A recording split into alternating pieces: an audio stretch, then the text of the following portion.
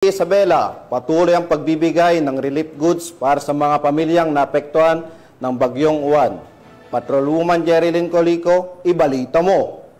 Tuloy ang aktibong pakikilahok ng mga tauhan ng Santa Maria Police Station sa pangunguna ni Police Executive Master Sergeant Rolly L. Carinugan, Municipal Executive Senior Police Officer sa pagtulong sa pamahalaang lokal ng Santa Maria Isabela na pinamumunuan ni Mayor Michael Abraham Pagitan sa pamamahagi ng mga ayuda sa mga apektadong barangay ng Bagyong Uwan kahapon, ika-13 ng Nobyembre nitong taon.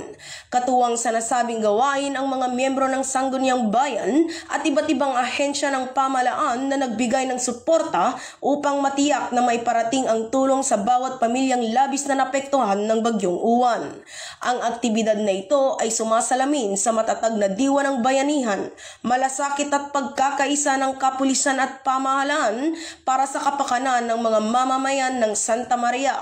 Patunay rin ito na ang bawat Pilipino ay may pagmamahal sa kapwa na siyang nagbibigay ng pag-asa sa oras ng sakuna.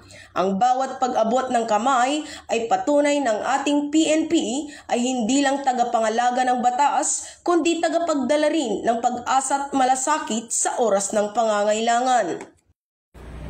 Mula dito sa lalawigan ng Isabela, ako ang inyong Police News Network Correspondent, Patrolwoman Jerilyn Colico. Alagad ng batas, tagataguyod ng balitang pulis.